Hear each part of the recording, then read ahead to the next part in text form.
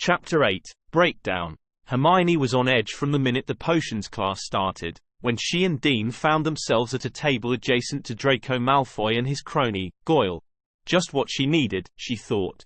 It was hard enough just dealing with Professor Snape every week.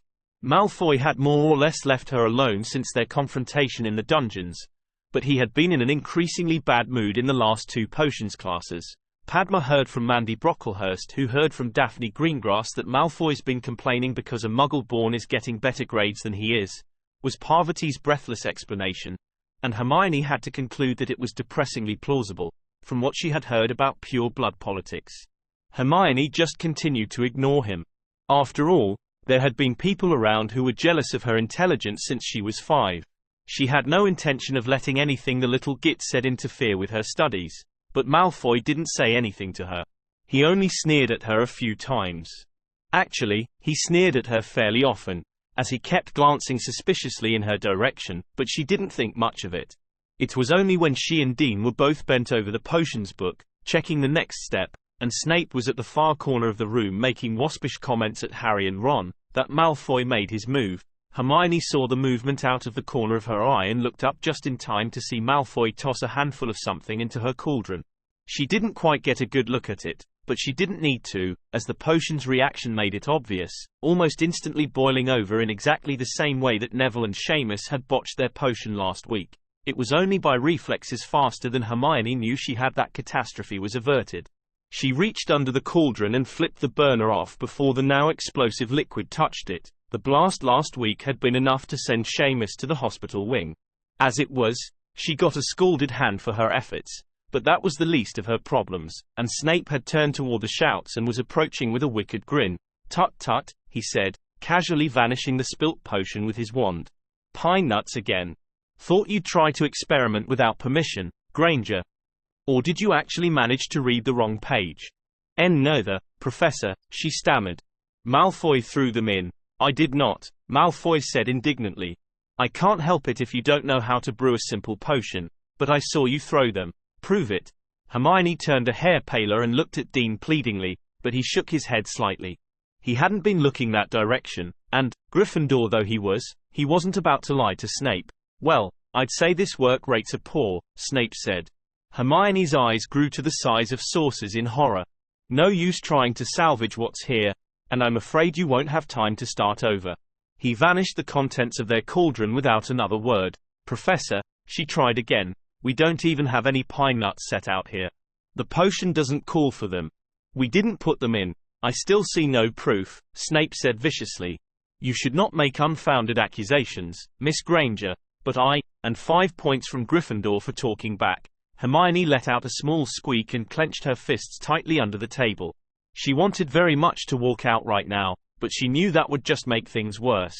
Lavender and Parvati gave her a sympathetic look. "I'm sorry about that," Dean whispered when Snape moved on. "I wasn't paying attention, and—" "Just forget it," Hermione said. She turned away from him and sat down and read the textbook for the rest of the period. Unfortunately, she couldn't even get off that easily. As she left the classroom, not looking up from her feet, she'd only made it a short way down the corridor when she heard a voice call out, running off crying to McGonagall. "Are you, Granger?" She whirled around. "I am not crying," she shouted, which was quite true. She was far too angry. "Can't we just stay out of each other's ways, Malfoy? Like I'm going to do what you say, Mudblood. Somebody needs to show you your place. I'm only trying to do well in my classes." Malfoy just talked over her. "Your sort don't really belong here in the first place. I don't know how you pulled one over on Professor Vector, I didn't, but I think you can see Professor Snape knows how to handle people like you properly." Malfoy drew his wand and, almost faster than she could follow, cast Simpima. She tried to dodge, but the spell hit her left shoulder, and she could attest then that the stinging jinx lived up to its name. "Ouch. Please, I don't want any trouble." Hermione raised her own wand defensively and backed away. All three of them took a step toward her, grinning evilly. "No prefects around to save you now," Malfoy said. She yelped as he hit her with another stinging jinx, evidently unafraid of retaliation. She needed to get away from them, and fast. She needed to keep them from following and hexing her, which meant she needed a way to slow them down reliably without using too much power. One of the very few jinxes they'd learnt so far in defense class was the obvious solution. She raised her wand, still vaguely horrified at the blatant rule-breaking of it, and uttered, "Coloshu." Crabbe, who was nearest to her, toppled forward, his shoes stuck firmly to the floor. She turned her wand on a surprised Malfoy, but before she could cast again, she heard a gruff voice say, "Vermilius," and she got a face full of red sparks from Goyle. Then, as she blinked them away, Malfoy yelled, "Mordia digiti." The toe-biting jinx hit her in the stomach, but that didn't matter. She felt her trainers constrict painfully around her toes, so much that she stumbled and collapsed onto her bum, struggling to scoot away from them. Crabbe unstuck himself, and the three boys started advancing on her again. She raised her wand to defend herself, desperately trying to think of a spell that could even the odds. With a cry of, "Verdimilius," she created a cloud of green sparks large enough to cover all three of them. But even as she uttered the spell, the boys were lowering their wands. Magic in the halls. "I'm sure you know that's against the rules, Granger." Out of nowhere, Professor Snape was looming over her. She managed to scramble to her feet, though she still couldn't feel her toes. "But, Professor, 10 more points from Gryffindor, and be thankful it's not more. Now, get a move on," he snapped. The boys smirked at her silently. Hermione stood stock still for an instant, every muscle on a hair trigger, and then spun on her heel and ran down the corridor. Not so much because she was upset, though she was, but because she knew instinctively that if she opened her mouth again, she would say something she would regret. It was a pure fight or flight response, she thought afterwards, and that was definitely not a fight she could win. She spent most of that afternoon in her dorm room. After losing 15 points in one morning, all of them completely unfair, she could be forgiven for not wanting to face her housemates any more than necessary. She never thought she'd be so glad to see the weekend. Hermione sat in the library on Sunday, trying to fight off one of those afternoon attacks of sleepiness that seemed to be hitting her more and more often. It was her own fault, of course, for staying up past midnight so often. She almost felt like she'd been bewitched. It was so hard to break the habit. She'd spent the weekend, like the last couple, off by herself, reading, the time she didn't need for homework, anyway. She felt vaguely like she ought to be hanging out with her roommates or something, but anymore. It felt like by the time she got to the weekend, she needed the time alone to rest up mentally. Besides, she enjoyed taking some time out to read what she wanted to, whether it was about the second derivative test or animal ghosts of Britain or just taking a closer look at 1,000 magical herbs and fungi, when she could stay awake. Anyway, she might well have dozed off for a few minutes, her head hanging low over the table. At a sharp sound, she snapped awake. It was only an older Ravenclaw slamming a book shut, but at least she was reasonably alert again. She reread the page she was on so she could actually remember it and kept going. With a start, she soon noticed the light through the windows was fading. She checked her watch and started fuming. She was late for dinner. This was happening far too often lately. She couldn't understand where the hours went. She would barely have time after dinner to scribble out a letter to her parents and send it before curfew, and while her homework for tomorrow was done, she still had a charms essay that she'd somehow managed to put off for the whole weekend. Again, Hermione Granger never thought she would have trouble getting her homework done. And no, she certainly hadn't missed an assignment, nor had her marks fallen. But it felt like it was getting harder to keep up, even though the work objectively wasn't any harder, and that worried her to no end. Hermione was by no means incompetent at managing her own studies. The obvious thing to do in a situation like this was to draw up a homework schedule, which she did. Unfortunately, and uncharacteristically, she couldn't seem to predict how long her homework would take anymore. She was having a harder time focusing than she used to. Not that she was slacking off by any means. If she thought about it, she was reading more voraciously than she ever had in her life, since she was usually more engrossed in numbers. Even she had a hard time believing how fast she was getting through books, but there was no useful order to it. She just grabbed whatever book caught her eye off the library shelves. There were so many of them, and most of them were of little practical import to her classes. Even a detailed history of Grindelwald's War, for example, contained little to nothing in the way of magical instruction, wizarding culture, or even dueling tactics, which were likely to be useful in day-to-day life. But Merlin, it was fascinating. Wow, she really was starting to talk like them. Anyway, she wasn't used to being this easily distracted, and it disturbed her not knowing where it was coming from. It disturbed even more her that she was barely motivated enough to finish her homework on time, and she really didn't know where to turn. It would be hard enough to tell her parents in person, let alone in a letter, and this just wasn't the sort of thing she could tell a teacher. Not with her reputation. And there was nothing academically wrong with her. Well, besides Snape.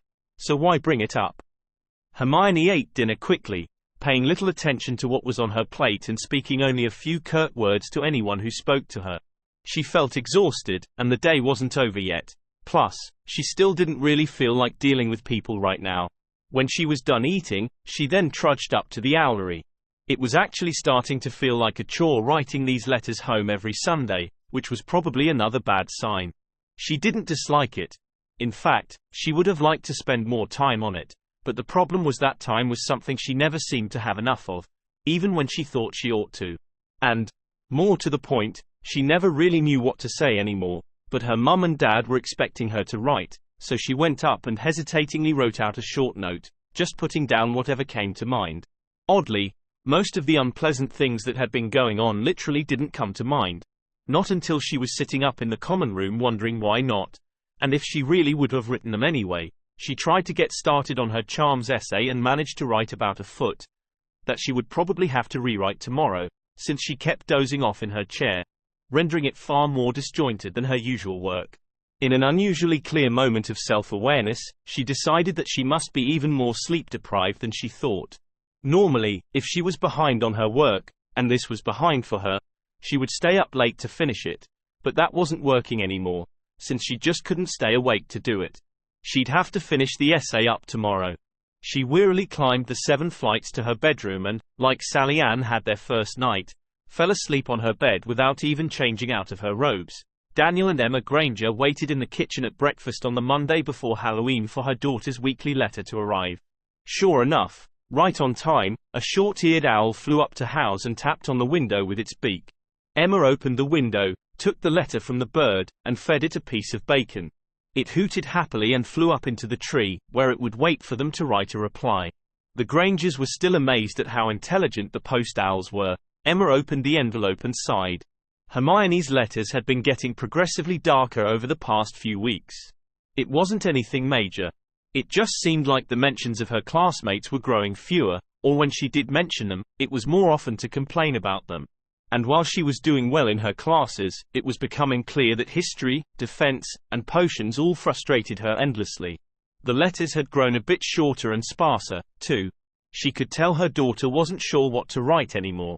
It was hard for any parent to see their child begin to grow up and grow apart from them, but it was a lot harder when she was living in an entirely different world and apparently not adjusting well. So Emma was more than a little concerned when her daughter's latest letter came out a good deal less neatly written than usual. "Oh, dear, it looks Hermione's really got trouble now," she said sadly. "Oh, what happened?" Dan said. Emma read the letter aloud. "Dear Mum and Dad, I just don't know what to do anymore. Professor Snape gave Dean and me a paw on our potion on Friday. A paw. And he knew that we were doing just fine until that git Draco Malfoy sabotaged us. He managed to slip pine nuts into our cauldron, and it boiled over. Pine cones are opened by fire, so they have a strong reaction to the heat. It's not important. We tried to tell Professor Snape, but we couldn't prove Malfoy did it.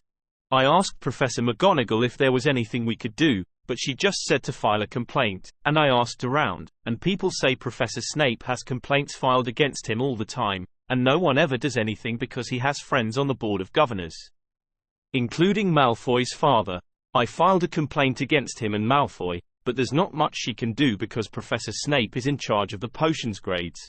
Parvati said she thought Malfoy was mad because I'm getting higher grades than he is, and he's one of those purebloods who think they're better than everybody else.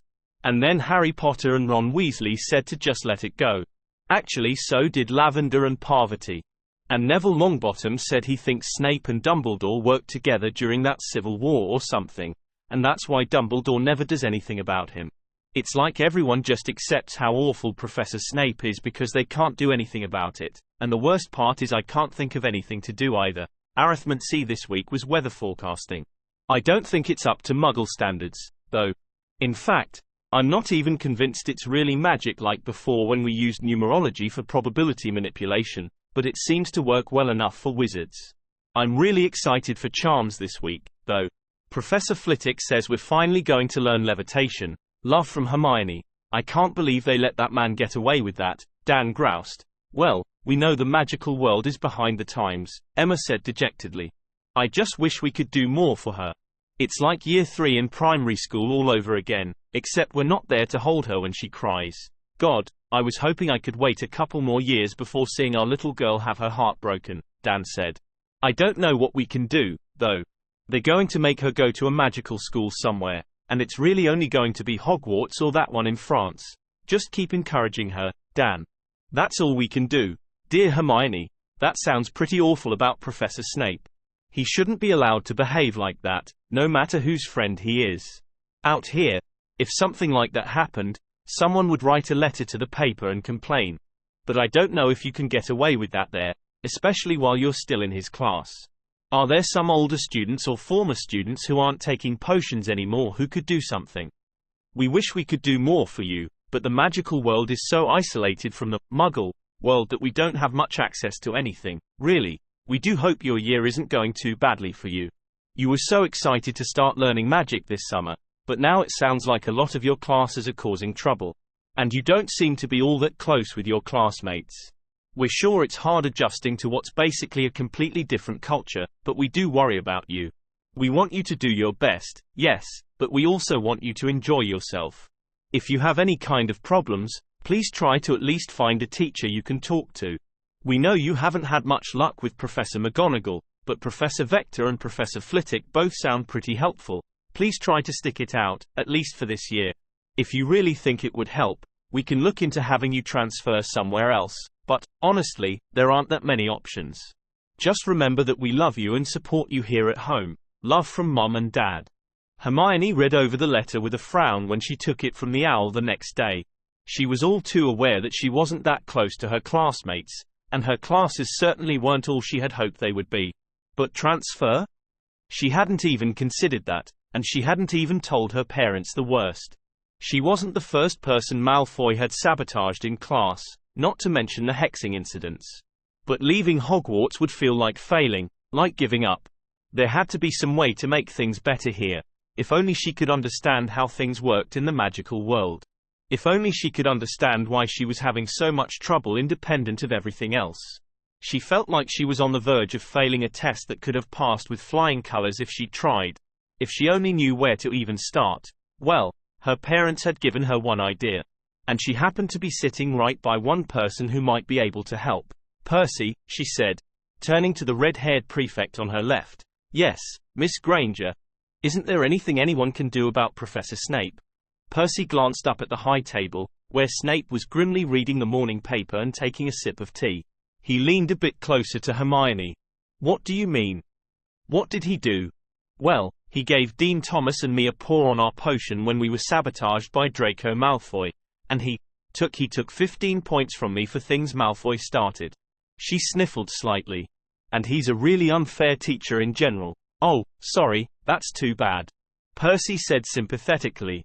Draco Malfoy's been a bigger troublemaker than most of the Slytherins all year. Malfoy, you say? She turned to see Fred and George sitting a couple of seats down between Alicia and another Quidditch player, Angelina Johnson. If you're having trouble with Malfoy, one of them said, George, she thought, you might appreciate what's going to happen to him this morning. All right, what did you two do? Percy asked warningly. We will not confirm or deny any involvement, George replied. You've got nothing on us, Fred confirmed. Why? Maybe it was Lee who did it. But it should be pretty entertaining, right Fred? I'm not sure that's such a good idea. Guys, Hermione said nervously. What if he tries to get you back? Oh, don't worry, Malfoy's smart enough not to try anything in the hall. Besides, we've got 2 years' experience on him and those 2 lumps he calls his friends. It's not you I'm war, OWW. Oh, let go. Get this, stupid thing, off of me. Hermione was cut off by a very nasally sounding Draco Malfoy leaping from the Slytherin table and shouting loudly. He pulled something that looked like a teacup off his face and smashed it against the wall. With half the school laughing at his now unusually red nose, he glared across the hall at the Weasley twins, who were laughing the most hysterically of all. Most of the professors looked quite displeased by the incident, and Snape had swooped down to make a show of taking care of things at the Slytherin table, but Malfoy had already sat down, since he really couldn't try anything with so many eyes on him, and started muttering angrily to Crabbe and Goyle, a nose-biting teacup. Percy exploded. And in the middle of the Great Hall. Really? Brilliantly simple, George exclaimed. I didn't think it would work, said Fred. Professor McGonagall will hear about this. Percy grumbled. Brother. You still have no proof we did anything, Fred countered. Especially since Malfoy smashed the thing. Percy pinched the bridge of his nose. One of these days, these pranks are going to come back to bite you too, he said. Bite you? Ha! George said. Maybe he does have a sense of humor. He does have a point, Hermione suggested. If nothing else, Professor Snape can find an excuse to take points from you in class. Yeah, but he does that anyway, said George. She and Percy both rolled their eyes. Percy, I know a lot of the 6th and 7th year students don't take potions anymore, she said. Couldn't they write letters to the Daily Prophet or something about Professor Snape? Well, they could, Percy said with a sigh. Unfortunately, it probably wouldn't help all that much.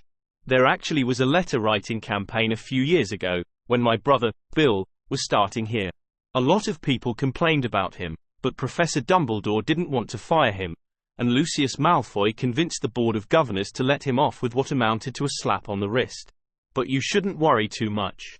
Snape usually won't give you too much trouble if you keep your head down and are respectful to him. Hermione sighed and wearily went back to her breakfast. Apparently, there was no getting rid of Professor Snape. For supposedly being the best school of magic in the world, Hogwarts had some serious issues.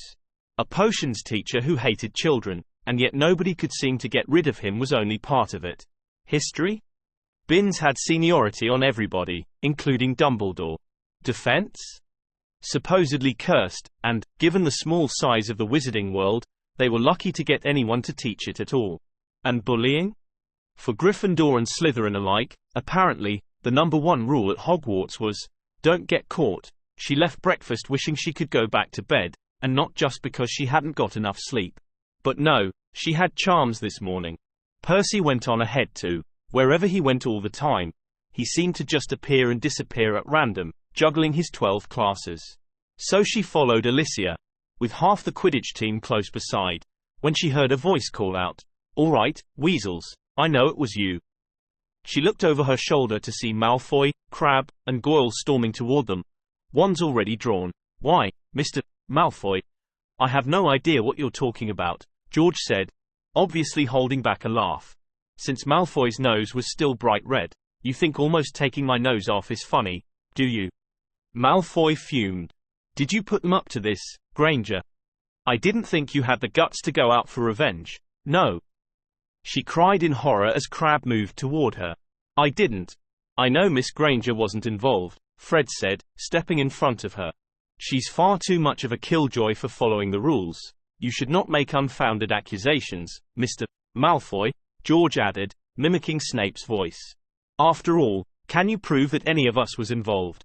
And besides," George continued, "if, hypothetically, we were in some way involved with planting that little teacup on your table, we wouldn't need an excuse," they said in unison. By now, Alicia and Angelina had backed away behind Hermione. Hermione had started backing away, too, but not fast enough because Malfoy and his friends and Fred and George all started casting spells. Several things happened very fast.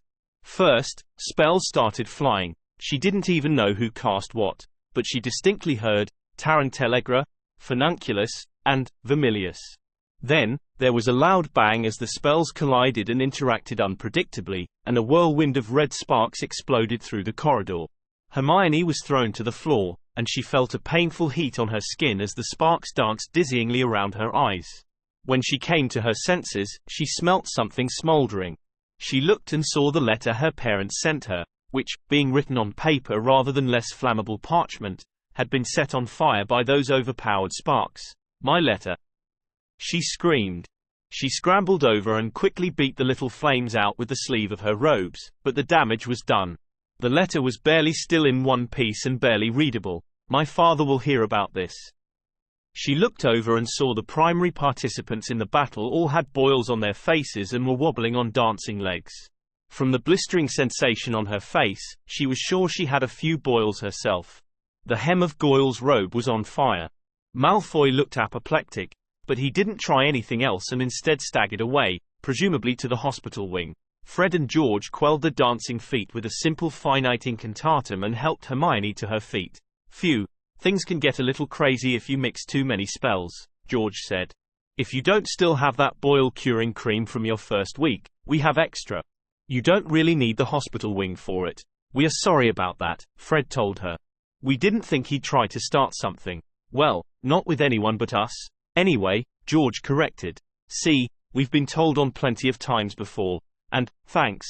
Hermione muttered as she pushed past them, averting her eyes. Are you okay? Alicia asked as she ran past. I'm fine, she lied. Right now, she just wanted to get away where they wouldn't see her crying, but she could probably compose herself in time for class. The way she figured it, she had just enough time to run back up to her dorm. Thank God she actually had saved some of that boil-curing cream to show her parents. And thank God Snape had actually let her when she asked. He claimed he appreciated people showing some actual interest. It was about the one sensible thing he'd done in his class. Well, I feel kind of sorry for her, now, Fred mused as he watched Hermione go. That was mostly our fault. She seems to be having a hard enough time, George agreed. And I've seen that same look she has on Percy. She's obviously working too hard. I wish we could do something to get her to come out of her shell a bit, Fred replied with a grin. Oh, no you don't, Alicia Spinnet came back and scolded them. She's got enough problems without you two messing things up for her. Oh, we wouldn't do anything bad to her. Just a bit of fun, he replied. Like maybe prank her slide rule to crack a few jokes, George suggested. Do you know where she keeps it? Prank her slide rule. Alicia said incredulously. She's Hermione Granger. She doesn't use a slide rule. Well, we just thought it would help if she could laugh at herself a little, Fred told her. Besides, it might convince Malfoy she didn't have anything to do with his little incident. You two just lay off her, will you? She's having a hard enough time adjusting to the magical world as a muggle-born. She never had any magical friends before, and she's been having a hard time opening up to people here. It can't be that bad. You guys are her friends, aren't you? Asked George. And we've seen her hanging around with some others in her year. You know what? Fred interrupted. If you feel that strongly about it, we won't prank her. She's probably too smart for us, anyway. George snapped his head to look at his twin in surprise. Thank you, Alicia said. It's good to see you have a sympathetic side. She walked off. Why did you do that?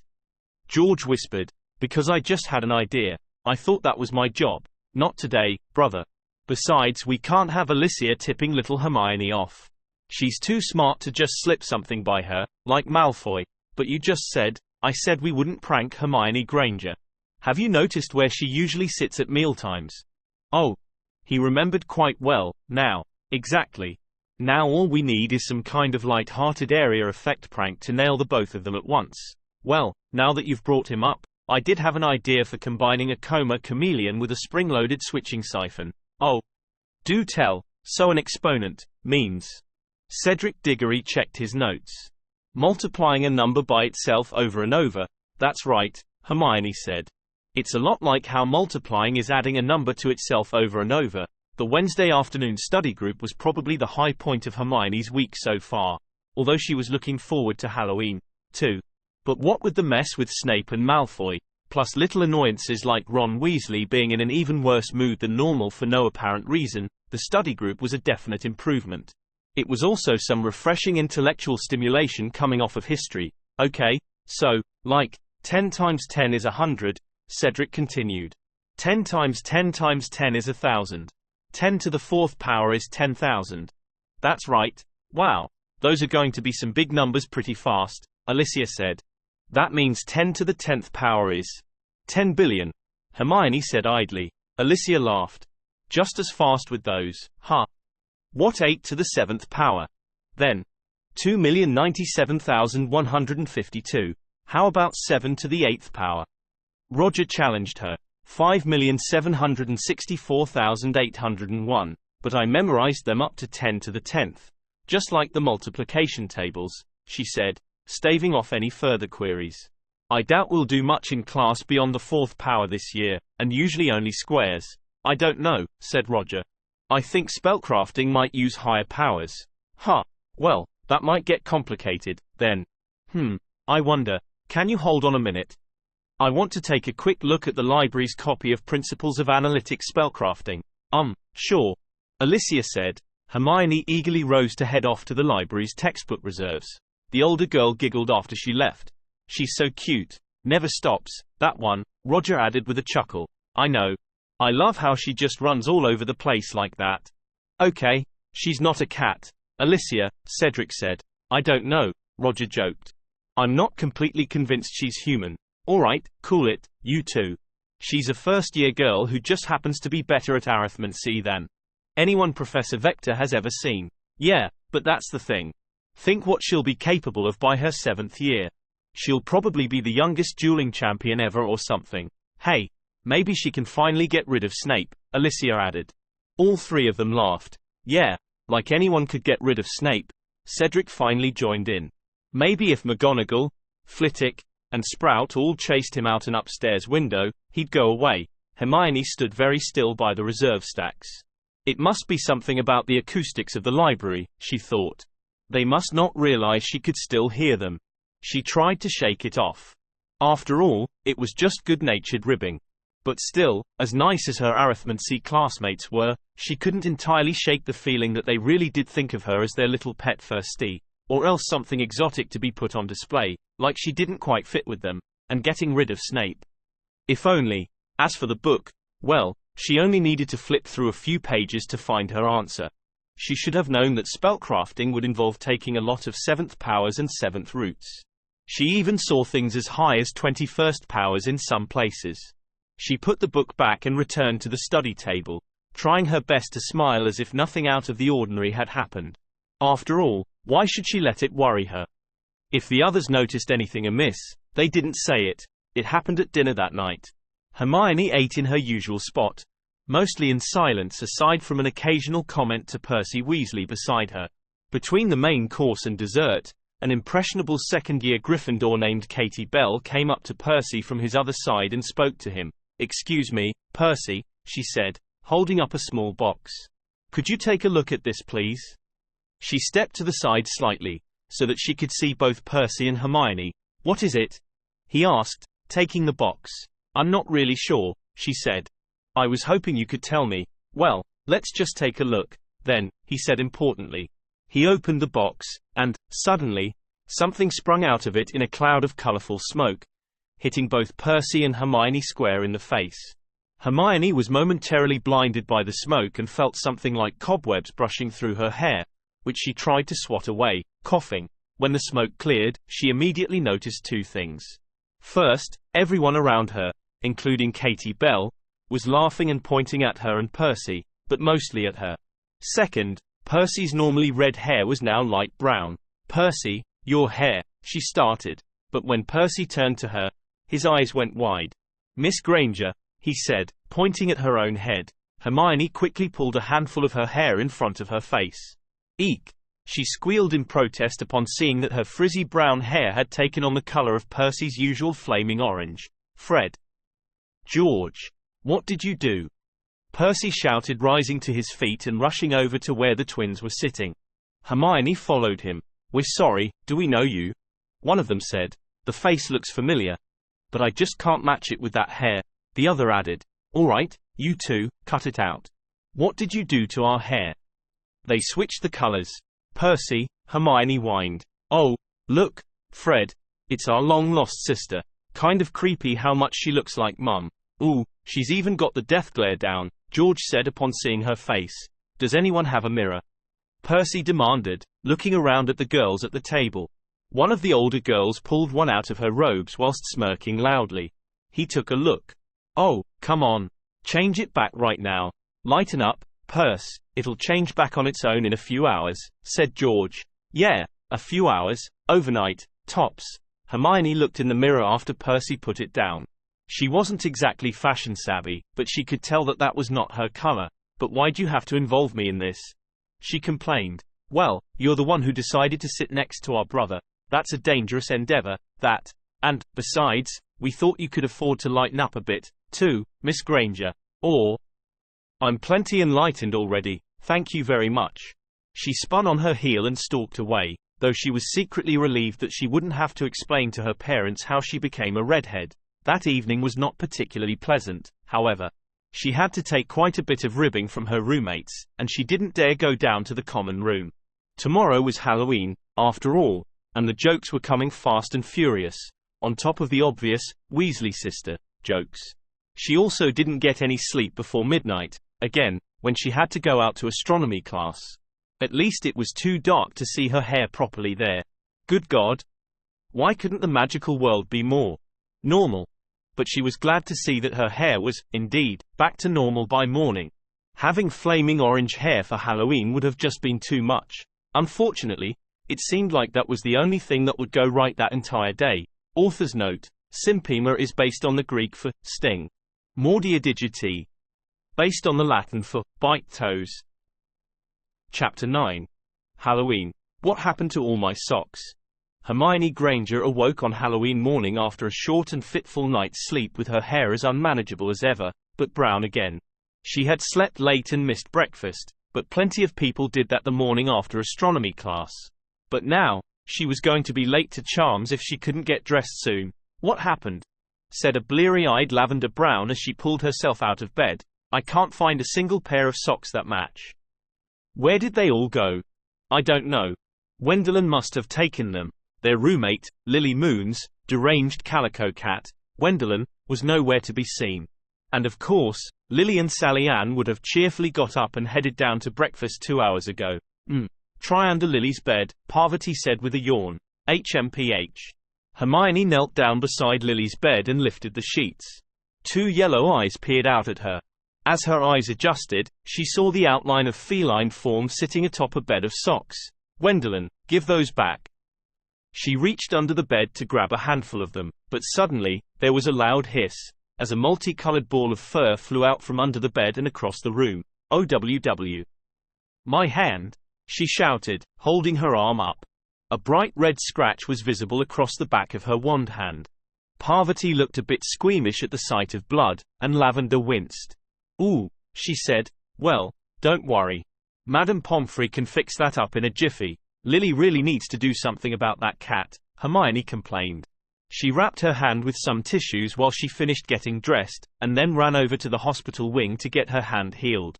Madame Pomfrey was sympathetic, but she barely heard anything the Meadowitch said because she was more worried about getting to Charms on time, and with that detour, she barely made it.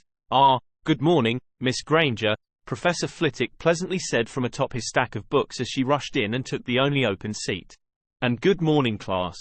Now that we're all here, I do believe that you are ready to begin making objects fly today. There were some excited murmurs from the class. Levitation is one of a wizard's most rudimentary skills, but it is also one of the first serious challenges you will learn in this class. The levitation charm requires a good deal more control than a simple lumos or fire lighting spell that only releases energy, and it also requires more control than simple charms like the softening charm that are simply cast once and are done. The levitation charm requires continuous control for as long as the object you are levitating is in the air and can often take quite a bit of practice to produce any results. Hermione hadn't really thought of that part.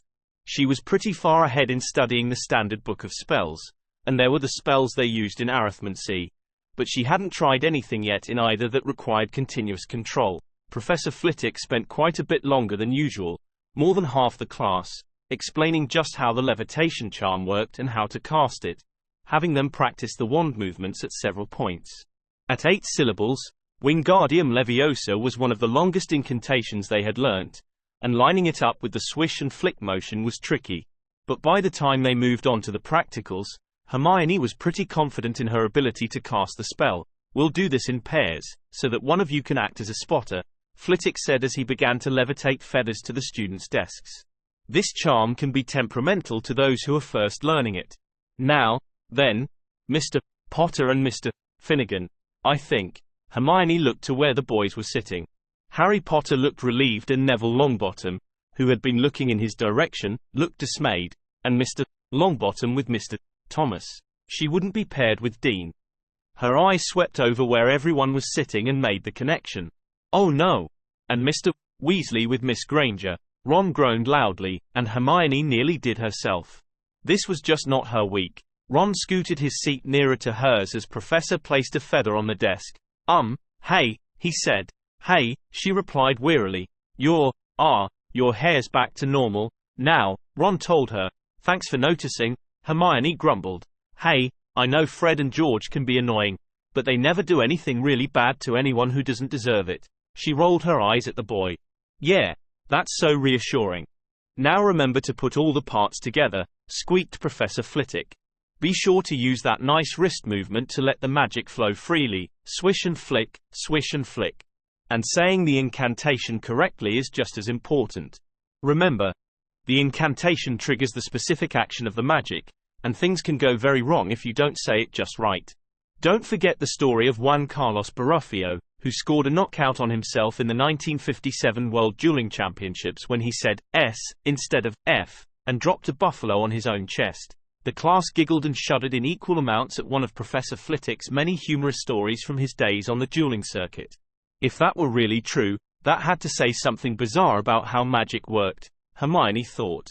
After all, why would a slip of the tongue produce a spell so powerful that most wizards probably couldn't do it deliberately, even if it was very rare?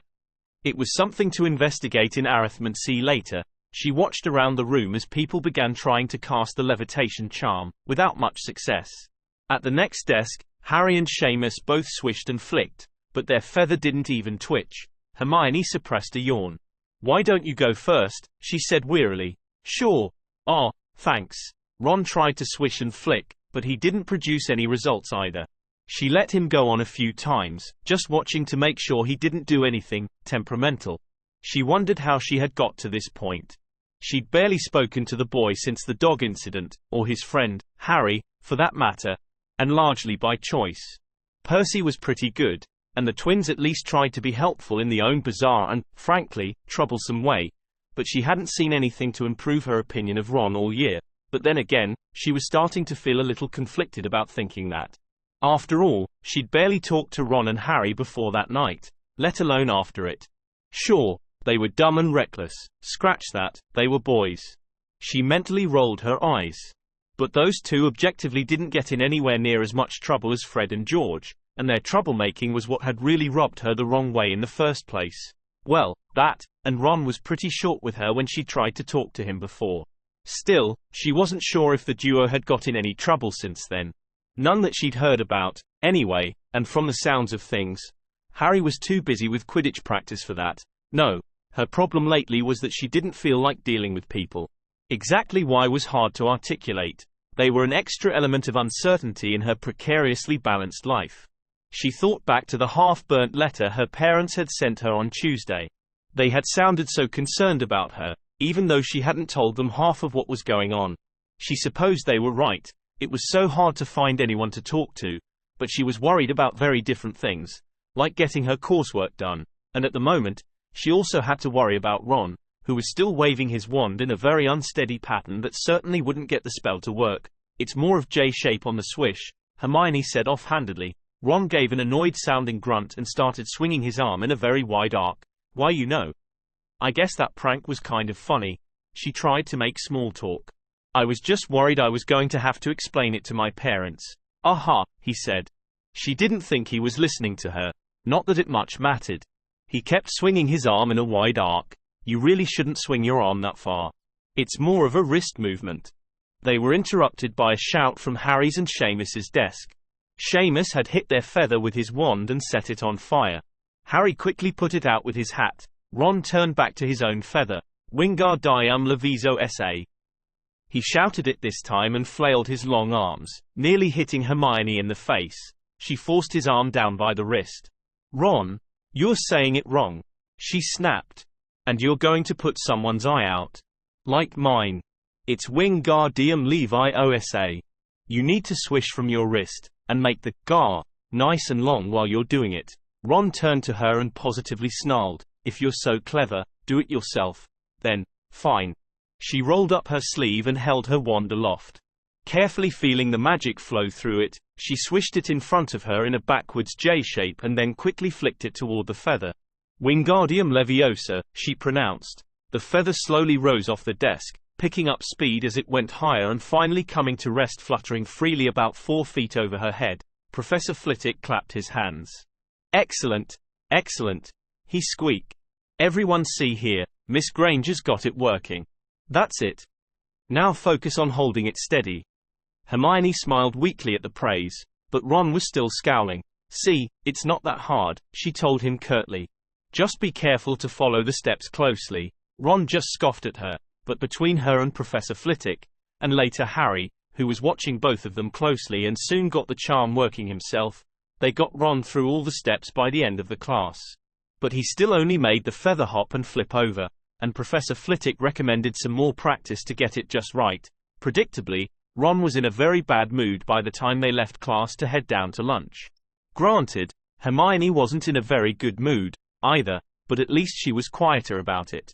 As the two boys pushed their way into the crowded corridor, she started to follow in the gap behind them with the rest of the class. Ron was still going at it. Make the gar nice and long. Completely mental, I'm telling you. I don't get how anyone can stand her.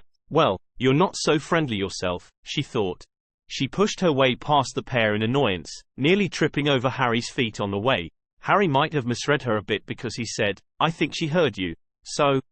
Ron replied. It's obvious she likes being alone all the time. She very nearly whirled around with an indignant protest, but the words died on her lips in the very act of thinking them. Could she really deny it at this point? Could she, with as many times as she'd thought to herself that she didn't want to deal with people right now in the past few weeks? And then, suddenly forced to confront things she had buried so deep, Hermione felt something crack. Something that had building up inside her all month, maybe all year, broke free, and her tears started flowing freely before she even knew what had happened. She didn't understand how it had come upon her so suddenly, but she felt like she'd just taken a hard blow to her chest, and she had to get someplace more private right now. She started walking faster and then broke into a run. She could barely see to find the nearest girls' bathroom, but she remembered the layout of the castle pretty well by now. She found the door and dashed inside and back to the last stall. Safely away from the eyes of the world, she slumped against the wall and sank down to the floor, drawing her knees up to her chest and sobbing uncontrollably. She didn't know how long she was in that state, just crying it out. She couldn't stop it, couldn't even think coherently for quite a while. She only knew that by the time she could breathe again and take stock of her surroundings, she was already exhausted from the tears and wanted nothing more than to go back to bed and not get up until Monday. But she couldn't even think about dragging herself all the way up to her dorm right now, and please, God, what was wrong with her? It was quiet now. Aside from her continued sniffling. There had been a couple of older girls she didn't recognize in the bathroom when she had run in, but they seemed to have left without questioning her, for which she was mostly relieved. She stared up at the high ceiling, wondering what time it was. In her haste that morning, she had forgotten to wear her watch. She was surely missing lunch, but she didn't care right now. She wasn't hungry. She felt the tears coming on again as she finally thought back on what Ron had said, on her whole stupid week, on her whole year so far, really. Where had it all gone wrong? What was wrong with her? She couldn't do this anymore. She lowered her head and covered her face with her arms. Maybe she should just stay here a while longer. Septima Vector looked out over her third-year class and saw, to her surprise, that her top pupil was not there.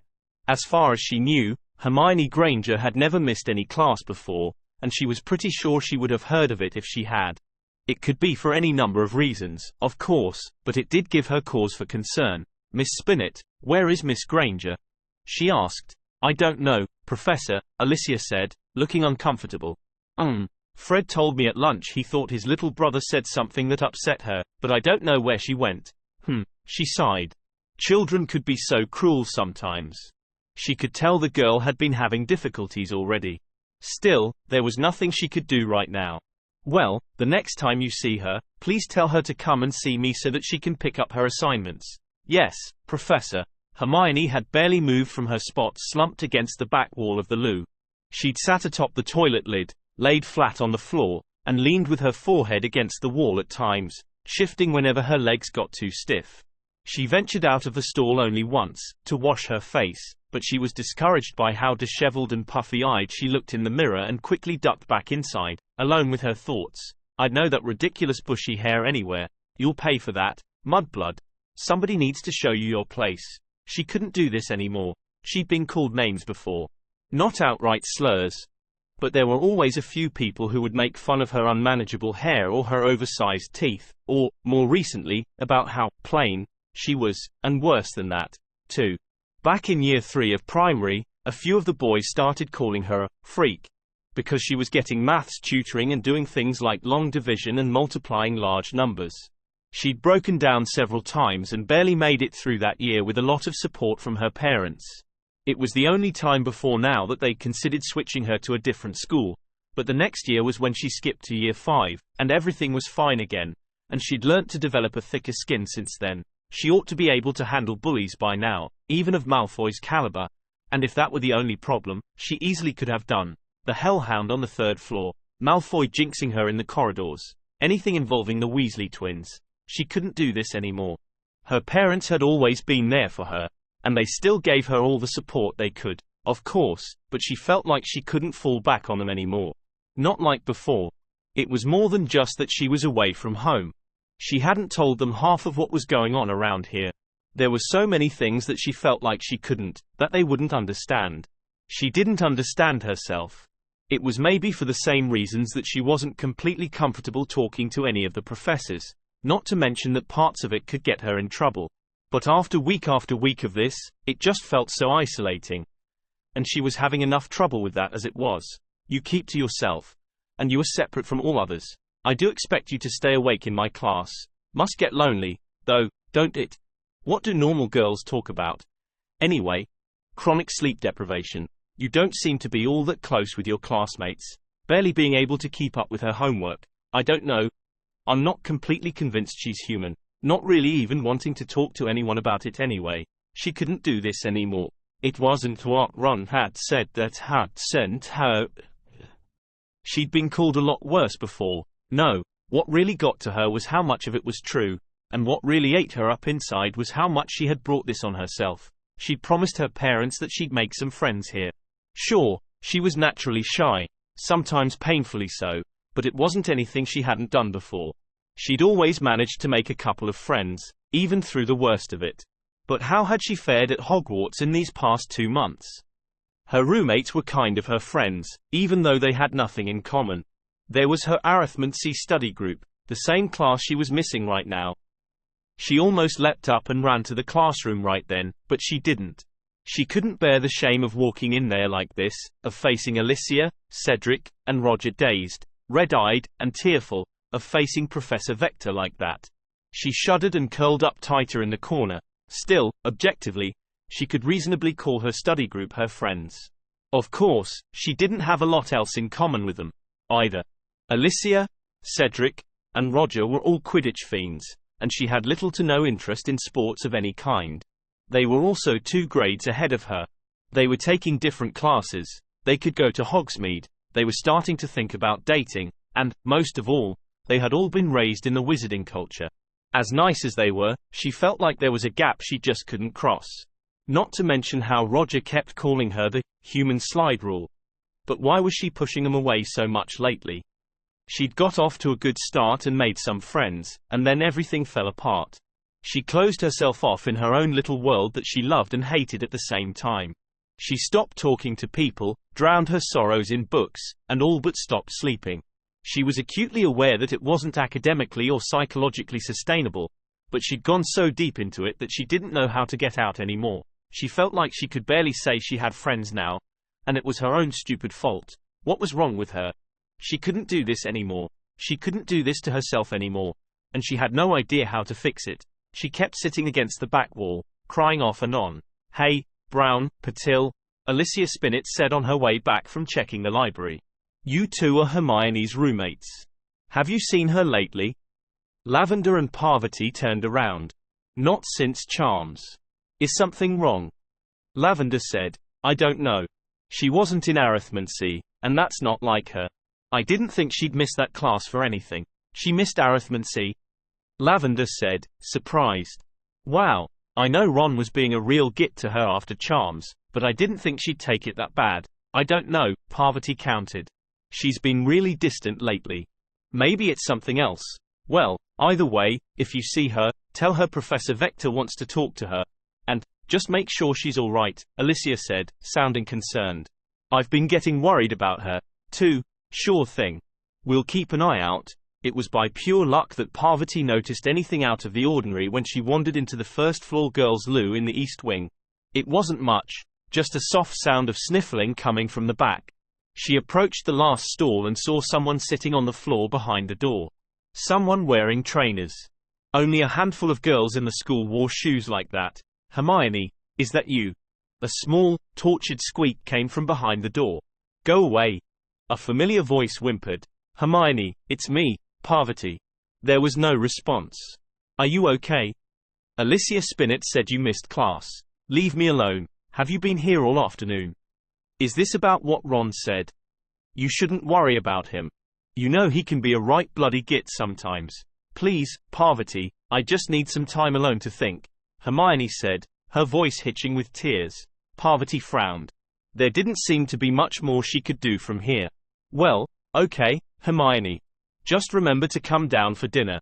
And if you want to talk to us girls about anything, you can. We do worry about you. Oh, and Professor Vector wants to see you when you have a chance. Hermione sniffed loudly. Thanks, Parvati, she whined half-heartedly. Parvati left the bathroom, feeling defeated.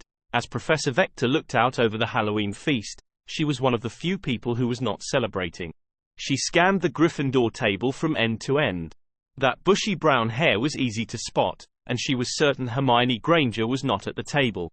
She did see the other first-year Gryffindor girls talking to Alicia Spinnet in hushed tones.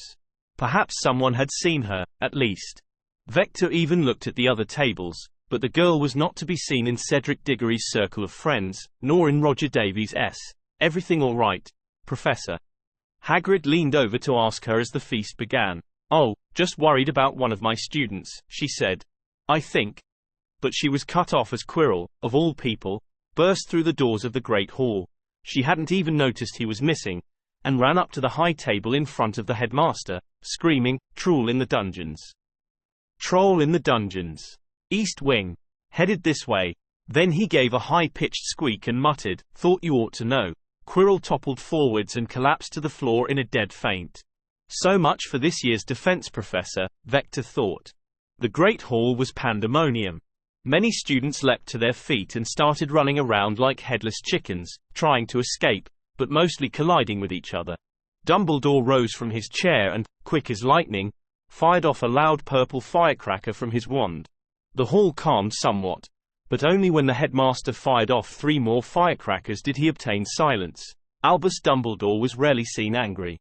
It was a terrifying sight. Prefects, lead your houses back to your dormitories immediately, he thundered in a magically amplified voice. Teachers, proceed with me to the East Wing to contain the troll. Many students were still panicking, running around the wrong way as the prefects desperately tried to round them up. About half of the teachers left the hall at once, headed toward the bridges into the East Wing to prevent the troll from getting to the Slytherin and Hufflepuff dorms in the West Wing dungeons. The other half were slowed down helping to corral the students. Snape seemed to be running off in a different direction entirely. Dumbledore's little side project, Vector remembered. The one he had asked her to help set up. The troll would be a perfect distraction, but Vector was already in motion as she took all of this in. She knew for a fact that there was one student in the school who was not in the Great Hall to hear Quirrell's warning. She rushed over to the Gryffindor first years as Percy Weasley confidently led them up the grand staircase. Perhaps sensing the danger, the staircase had frozen in place for once to let them pass quickly. She caught 2 of the girls and asked, quickly, do any of you know where Miss Granger is? Parvati Patil and Lavender Brown blanched. Oh, Merlin. Professor, she's been in the bathroom all afternoon. Parvati exclaimed. Which one? Ah, first floor, by the charms classroom. Stay with your prefects. I'll go find her. Vector rushed off toward the East Wing, hoping the troll was still in the dungeons. She hadn't noticed that 2 first-year boys had already gone on ahead of her. Hermione still sat against the back wall of the bathroom, her tears mostly spent, but still contemplating her situation bleakly. She thought she had dozed off for a little while, laying on the floor, but she couldn't even be sure of that, which she was sure was a bad sign. She'd probably missed flying class by now, at a guess. Was it dinner time yet? She didn't know anymore and couldn't quite bring herself to care. She kept sitting there and considered her options. Why had her mum and dad brought up transferring? She hadn't even told them everything that was going on here, and she hadn't been thinking about it at all, but now she couldn't get it out of her mind. French was the only other language she spoke well enough to get by in school, and Beauxbatons was the only other school she could go to without needing her whole family to move out of the country. If she were a pure blood, she could probably hire private tutors, but that wasn't an option in a Muggle home. But all of that was moot, really. Her problem wasn't the school. It was her. She remembered how her parents used to talk about her getting cranky when she didn't get enough sleep. It was a perfectly normal thing. It was always said half-jokingly, but she wasn't laughing now. She could see how much it was hurting her. Having nothing else to do all afternoon but stew in her own troubles, she was starting to realize how much her chronic sleep deprivation was causing it. She was always too tired to deal with things, whether it was people or homework or anything that happened that was unexpected. And the worst part was that her body was misadjusting to it. On the occasional night when she went to bed early, she would wake up early and couldn't get to sleep again. She might actually have to work at it to change it back. The other problem, the one that she was aware of already, but far more acutely now, was that she had no one to confide in.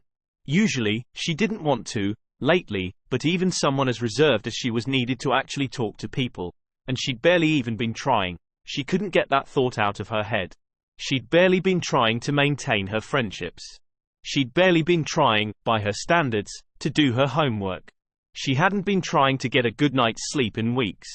And all that had to change. The problem was that she couldn't even think about that right now. She felt spent in more ways than one. For all that she was beating herself up for not trying, she felt like she'd poured out everything she had, and there was just nothing left in her. Like she was just limping along, barely keeping pace where she was and not able to spare the mental energy for anything more, not because it was too hard, far from it, but because she'd already wasted too much of it to keep going. She couldn't do this anymore. She was jolted from her thoughts by a heavy shuffling sound followed by a door slamming, and then, a very, very foul odor filled Hermione's nostrils. It smelled, well, a lot like a toilet, actually, but one that had clogged and hadn't been cleaned all week.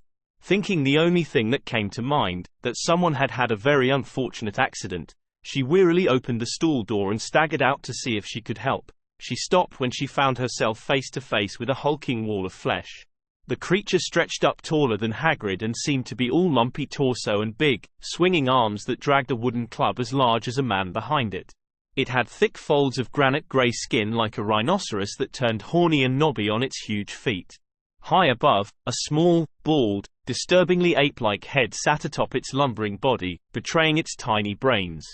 The disgusting smell that was emanating from it told her it must have abominable hygiene for anything capable of wearing trousers. Hermione recognized the creature at once from Fantastic Beasts and Where to Find Them. It was a mountain troll. It was an extremely dangerous Class 4X creature that required specialized knowledge to handle, or, in other words, to not get flattened by its giant club. And it was coming toward her. She screamed. She was sure she screamed louder than she ever had in her life, and she flattened herself against the back wall, her mind a complete blank as to what to do, its proverbial gears skipping and skidding. There was nowhere to run, precious little to hide, and no weapons at hand of any kind. Wait a minute, she was a witch, wasn't she? She whipped out her wand from her robes, forced as much magic as she could through it, and, hardly thinking about it, shouted, "Collar-shoe!" The shoe-sticking jinx hit the troll in the knees, but whether it was because the troll wasn't wearing shoes, or because it was just too big, it has no discernible effect. Simpima! Hermione yelled. Tarantallegra! Locomotor Wibbly! Help! Nothing worked. She just didn't have enough power. The troll was 30 times her size. It didn't react to any of her spells except to growl and advance on the source of the shouting. Time seemed to move in slow motion as the troll advanced on her. It groaned and raised its club in anger at the noise, smashing the sinks off the walls and spraying water all over the bathroom as it approached her, step by shambling step. This was it, she thought. There was no escape this time, no door that she could fall backwards through and run away. She couldn't fight.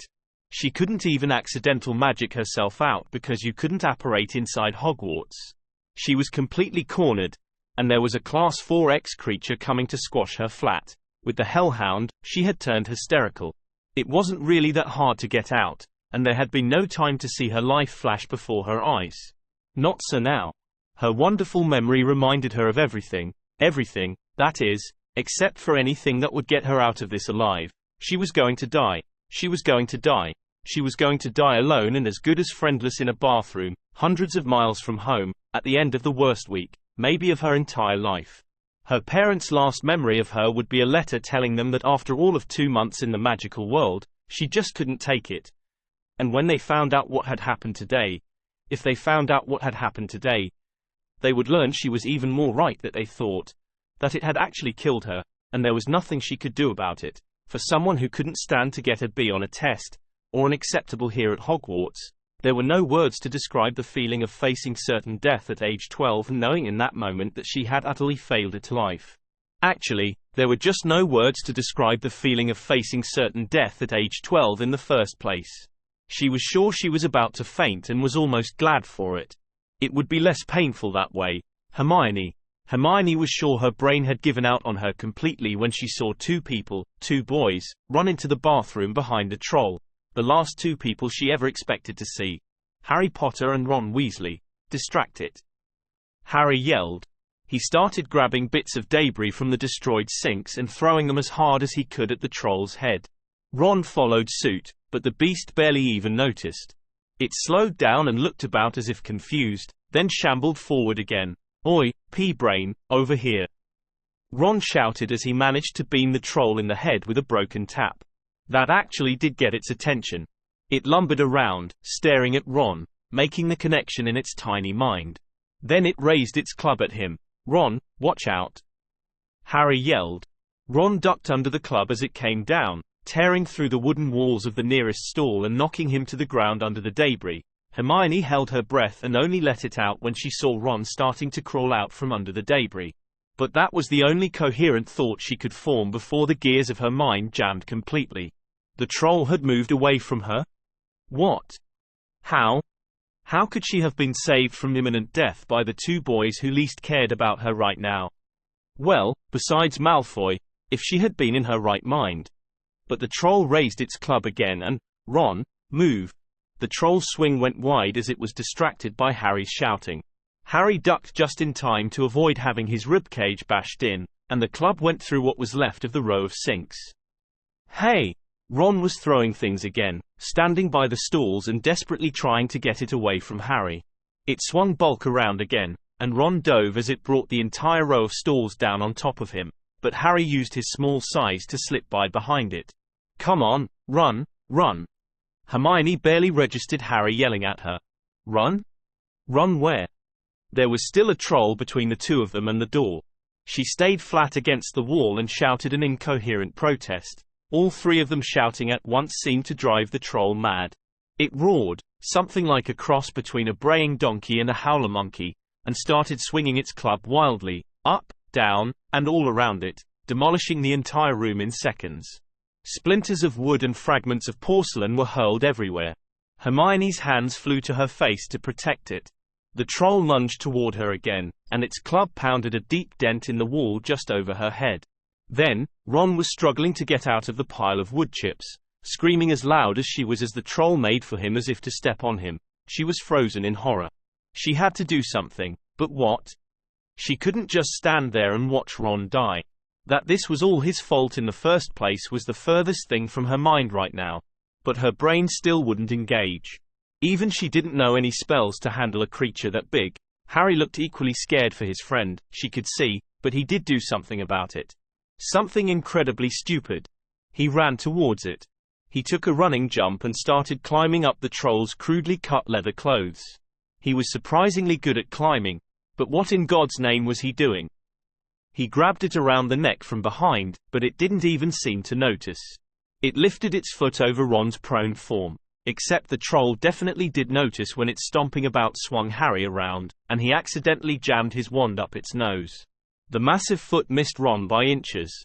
There was a deafening roar as the troll howled in pain and spun around, flailing its arms. Hermione saw Harry clinging to its neck for dear life, but even more pressing was the fact that the beast was swinging its club wildly again. The bathroom was already nothing but rubble, but that didn't stop it from pounding it into even more rubble and bashing chunks off of the walls. It might catch any one of the three of them in a blink with that thing. Hermione squeezed herself back into the corner, praying it would just go away. Harry fell off its back, miraculously, and disgustingly, pulling his wand along with him. Then, she saw Ron free himself and stagger to his feet by the door. For a moment, she thought he would make a run for it, and she wouldn't blame him if he did, but instead, to her disbelief, he whirled around and drew his wand, even though he obviously had no idea what to do with it. He stood shaking, as if preparing to shout out the first spell that popped into his head, which would probably be completely useless. The troll lifted its club over its head again, preparing to pound the boy flat. Then, Ron did the last thing she expected. He yelled out, "Wingardium Leviosa!" And to Hermione's amazement, the troll's brutal swing seemed to bounce clumsily and went about a foot over the boy's head. For just a moment, Hermione felt like she had some kind of dissociative episode. It was as if her right brain was registering shock that Ron managed to cast the levitation charm correctly at all, let alone on something that big, and at the same time, her left brain made about 3 logical leaps in half a second. Then, time started again. As the troll staggered from its unbalanced swing, Hermione jumped to her feet and yelled, "Quick! Everyone cast the spell at once. 1, 2, 3. Harry and Ron didn't have a clue what Hermione was driving at, but at least someone had an idea. 3 voices yelled out, "Wingardium Leviosa!" with as much power as they could muster, but mingled with those 3 voices was a 4th. For in a flash of burgundy robes, all of Hermione's prayers were answered. Professor Vector charged into the bathroom, and, in a single, smooth motion, spun toward the troll, pointed her wand at it, and shouted, "Immobulus!" The troll froze instantly just as it held its club above its head, and, under the combined force of 3 adrenaline-fueled levitation charms, the club actually levitated out of its hand. Of course, all 3 of them were so surprised by Professor Vector showing up out of nowhere and freezing the troll that they broke their concentration. The troll's club dropped down onto its own head with a sickening crack and clattered to the floor. Harry had to roll out of the way to avoid it. Ron later told Harry and Hermione how the troll's beady eyes had glazed over and then rolled back in its head. "Everyone out, quickly!" Vector ordered. Hermione's deeply ingrained habit of following teachers' instructions kicked in. She found her feet at last and leapt over the rubble as fast as her legs would carry her until she was hiding safely behind her professor's robes. Harry and Ron dashed around behind her. Then, Vector released her freezing charm, and the troll fell forward with a massive thud, unconscious. A single roll of toilet paper rolled up to Harry's feet. He picked it up and used it to wipe the disgusting grey mucus off his wand. Vector sighed with relief. "Are all 3 of you all right?" Why yes, Professor," Hermione said.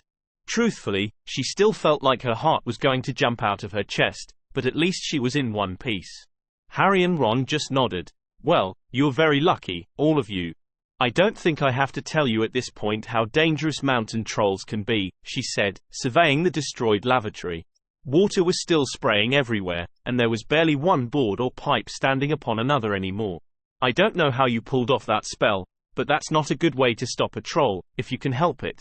That much was obvious. They could all tell they were equally lucky that Vector had shown up when she did. They might have been able to aim the club if they'd tried, but not with the troll moving around. Harry and Ron grimaced at her words, suddenly aware that they could get in serious trouble for this, but Hermione spoke up sadly. Please don't punish them, Professor. They were only looking for me. I know, Miss Granger. I'm well aware of the situation. Septima. What on earth happened here?" In the chaos of their escape, they hadn't even noticed the bathroom door slam open a second time. The other professors had clearly heard the noise of battle all the way down in the dungeons. Professors McGonagall and Snape rushed into the room, wands drawn, only to stop in disbelief when they saw the troll out cold on the floor. Professor Quirrell stumbled in behind them, but with one look at the troll, he clutched at his chest and slumped down against the wall. Professor McGonagall was angrier than Hermione had ever seen her, even angrier than after Harry's broomstick incident. Her lips were pressed until they turned white and she looked like she could set something on fire with her eyes. Hermione was sure she was about to eviscerate all 3 of them, but Professor Vector stepped in front of them. "Minerva, it appears that Miss Granger was indisposed and was not able to make it to the feast," she said calmly. Mr. Potter and Mr. Weasley came looking for her when the troll stumbled upon them. "Oh, dear." McGonagall seemed to deflate before her eyes. "From what I could tell, Miss Granger came up with the idea to use coordinated levitation charms, coincidentally at the same moment that I froze the troll, resulting in it being knocked out by its own club." McGonagall's look changed to one of shock. Snape was eyeing Harry suspiciously. The boys wisely didn't say anything about the rest of the fight. Vector turned back to the children, who all seemed to be standing in a daze. "That was very brave of you to come to the aid of your fellow student. 10 points to each of you for helping to bring down that brute." Ron's jaw dropped open. They were getting points for this mess? But Hermione was on the verge of tears again. "Please, Professor. I don't deserve any points," she said. "It was my fault we got caught in here." Harry's jaw dropped open alongside Ron's. Hermione Granger was turning down points. "But you had no way of knowing a troll was on the loose, Miss Granger. And you came up with a successful way to stop it. Even if, I must stress, it was ill-advised, as you would know if you'd ever seen anyone handle trolls before. That was an amazingly resourceful use of your as yet limited magical repertoire and power." Vector placed a reassuring hand on her shoulder and turned back to the other teachers. "Minerva, if you and Severus don't mind cleaning up here," she didn't bother mentioning Quirrell. "I'll see these three up to their common room." McGonagall seemed to need a few moments to find her voice herself. "Ah, of course, Septima. And thank you so much for looking out for my students." "My pleasure. Come along, you three." The four of them started back toward the West Wing, with none of them really looking at each other. "Miss Granger, do please come see me tomorrow morning before classes," Vector said as they walked. "You can turn in your homework then and pick up the next assignment." She should have sounded cross, Hermione thought, but she didn't. In fact, her professor seemed surprisingly tender and understanding. "Why yes, ma'am, thank you." A normal person might have been angry at her for bringing up homework at a time like this, but for Hermione, it was comforting, like a return to normalcy, something she needed desperately, as her head was still spinning. She'd nearly been killed by a mountain troll, and she was saved by two boys whom she'd barely spoken to all year, whom she thought actively disliked her. She'd skipped class, and she didn't get in trouble. And Professor Vector knew she'd been in there crying all afternoon and hadn't embarrassed her by mentioning it. And through all this, she couldn't get one image out of her mind: Professor Vector storming into the bathroom like some legendary heroine and stopping the monster with a single spell. The three of them had barely squeaked through that fight with their lives, and yet she made it look easy. And then, a minute later, she was just a teacher again. Hermione didn't really have a word to describe the transformation except that it was, well, like magic. But she knew at once that she wanted to be able to do that someday. Then, just when she thought nothing else could surprise her, Ron spoke up. She couldn't have known, but Ron was looking even more uncomfortable than he had all afternoon. Sorry, Professor Vector, is it? Listen, I don't really deserve any points, either. It was my fault Hermione was in there in the first place. I know that quite well, Mr. Weasley, Vector said, to the boy's surprise. She gave him an approving look. Yet you also came back to help her. Well, yeah, but only 'cause Harry made me. Mr. Weasley, Vector said firmly, a moment ago, I saw an 11-year-old boy stand his ground and raise his wand to a fully grown mountain troll to save his friends, even when he had an easy escape route. You are truly a credit to your house. Well, I couldn't just let Hermione and Harry get flattened like that, Ron said, looking as if he wasn't sure whether to turn red or green. Look, I'm really sorry. He glanced at Hermione apologetically, but he mostly kept looking at the floor. I shouldn't have said those things. I know you were just trying to help. And her brain jammed again. Risking his life for her and now actually apologizing to her. It wasn't about that. Really, she started, shaking her head. And I could have been nicer, too. No, really, you weren't that bad, Ron insisted. I couldn't have cast that charm right if you hadn't helped me. And I know there's plenty of people who like you here. Well. Hermione bit her lip, unsure of how to respond. She didn't know that Ron had been hearing her friends loudly tell him just that all afternoon. But that was only half of her problem. And that, Mr. Weasley, is exactly why you do deserve those points. Vector saved her. Not just anyone could have faced a mountain troll, and sadly not everyone can own up to their mistakes like that. Well, here we are. She stopped in front of the portrait of the fat lady. Try to stay out of trouble the rest of the evening. Yes, Mom, Ron said. What happened to? The fat lady began. Pig snout. Harry cut her off. The portrait swung open, and the two boys climbed inside. Hermione turned back to Vector. Thank you, Professor, she said. My pleasure, Miss Granger. I wouldn't want to lose my best student. You know, if there is anything you need, you can come speak to me anytime. Now, off you go. I'm sure you're hungry. The feast's been moved into the common rooms. Yes, Mom, Hermione said, realizing for the first time that she hadn't eaten anything all day, and she was, in fact, starving. She climbed in through the portrait hole.